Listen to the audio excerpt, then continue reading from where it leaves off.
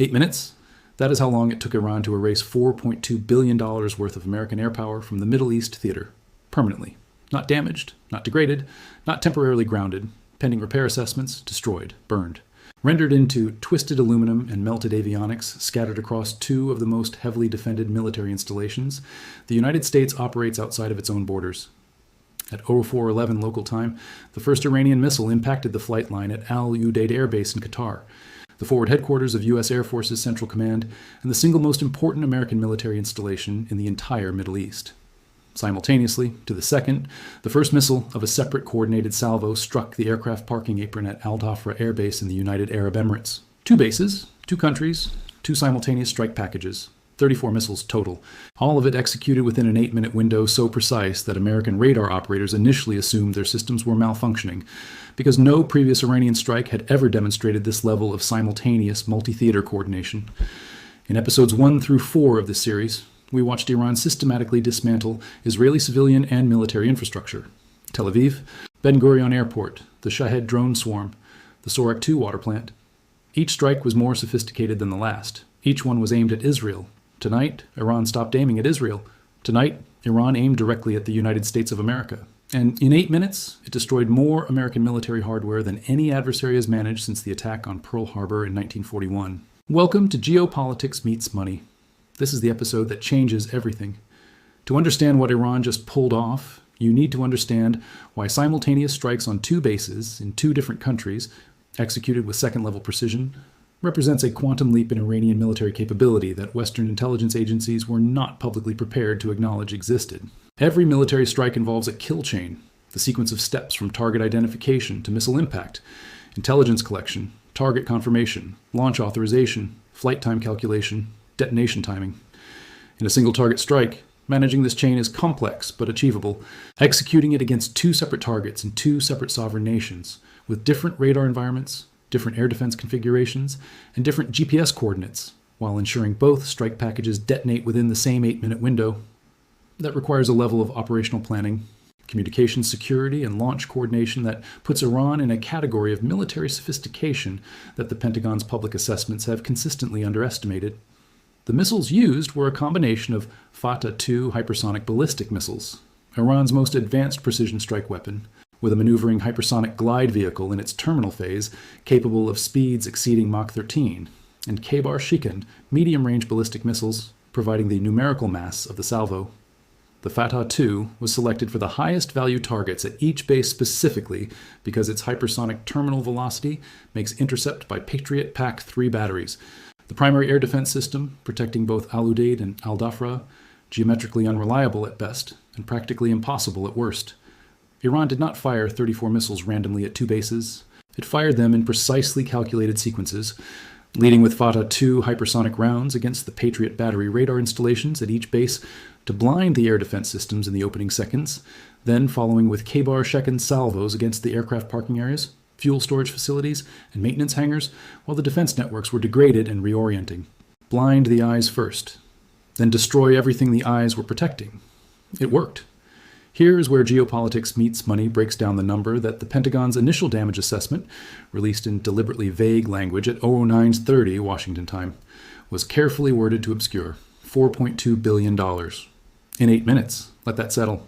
At Al Udeid, the strike destroyed 6 F-15E Strike Eagles on the flight line, aircraft that cost approximately $87 million each, at current replacement value representing $522 million in airframe losses from a single parking apron. More critically, 3 E-3 Sentry AWACS aircraft, the airborne radar and command platforms that coordinate air operations across the entire Middle East theater, were destroyed in their dedicated hardened shelters. Each E-3 Sentry carries a replacement cost of $270 million. 3 of them, $810 million, gone before dawn. But the single most consequential loss at Al Udeid was not an aircraft. It was a building. The Combined Air Operations Center, the nerve center from which U.S. Air Force's Central Command coordinates every military flight operation from the Mediterranean to the Afghan border, took a direct Fatah-2 impact that destroyed its primary operations floor, its redundant communications infrastructure, and the classified targeting database servers that took 11 months and an estimated $340 million to build and populate. At Al Dhafra, the losses were weighted differently. 4 F-35A Lightning II fifth-generation fighters, each carrying a unit cost of $82 million, were destroyed on the apron alongside 2 KC-46A Pegasus aerial refueling tankers at $147 million each. The tanker losses are strategically significant beyond their price tags. Without aerial refueling capacity, the operational radius of every remaining fighter in the theater is cut by more than half. Iran did not just destroy aircraft, it shortened the reach of every aircraft that survived. The total hardware inventory: 6 F-15Es, 3 E-3 Sentries, 4 F-35As, 2 KC-46As, 11 support and logistics aircraft, and the Combined Air Operations Center's primary infrastructure. At current Pentagon procurement prices, the replacement cost for the destroyed assets reaches $4.2 billion, not including the operational disruption costs of rebuilding the CAOC, reconstituting the targeting database, or the 18 to 24-month manufacturing lead time required to replace fifth-generation aircraft and AWACS platforms that cannot simply be ordered off a shelf. But here is the strategic miscalculation embedded inside Iran's most sophisticated military operation to date. It destroyed hardware. It did not destroy capability. The United States does not keep its entire Middle East air power inventory at 2 bases. Udeid and Dhafra are critical nodes, but they are nodes in a network that spans Diego Garcia in the Indian Ocean, Incirlik in Turkey, naval carrier strike groups in the Eastern Mediterranean and the Persian Gulf, and B-2 Spirit stealth bombers that can reach any target in Iran from the continental United States without refueling. Within 2 hours of the strikes, USS Harry S. Truman Carrier Strike Group, already operating in the Eastern Mediterranean, received orders to proceed at maximum speed toward the Persian Gulf. Its air wing carries 44 FA-18 Super Hornets, 5 EA-18G Growler electronic warfare aircraft, and a full complement of air defense and strike assets that require no fixed base infrastructure to operate. Simultaneously, 2 B-2 Spirit stealth bombers, each capable of carrying 16 2,000-pound GBU-31 JDAMs or a pair of the 30,000-pound GBU-57 massive ordnance penetrators that destroyed Iran's Fordo nuclear facility in a previous operation, departed Whiteman Air Force Base in Missouri on what the Pentagon described only as a routine training mission to the European theater. No journalist covering this conflict believes that description. Neither should you. America's response to the destruction of $4.2 billion in assets was not launched from the Middle East. It was launched from submarines. 4 Ohio-class guided missile submarines, each carrying up to 154 Tomahawk cruise missiles, had been repositioned to firing stations in the Arabian Sea and the Red Sea during the previous 72 hours. Whether this was pre-planned or responsive to intelligence warning of the imminent strike is a question the Pentagon has not answered. The timing suggests the former. Within 90 minutes of the Al Udeid and Al Dhafra impacts, 187 Tomahawk Block 5 missiles were in the air, targeting Iran's integrated air defense network in a systematic suppression campaign designed to open corridors for the B-2 strikes that U.S. operational planners had clearly already authorized before the Tomahawks were even launched. The targets were chosen to degrade Iran's ability to defend against what was coming next, rather than to punish what had just happened. S-300 and Bavar 373 air defense radar sites across western and southern Iran, command and control nodes for the IRGC Aerospace Force, early warning radar installations along the Persian Gulf coastline that would detect and attempt to intercept the B-2s currently crossing the Atlantic. Strip the radar, blind the defense, then send in the aircraft that Iran's remaining missiles cannot see. In 4 previous episodes, we have tracked the financial consequences of each Iranian strike on Israeli infrastructure.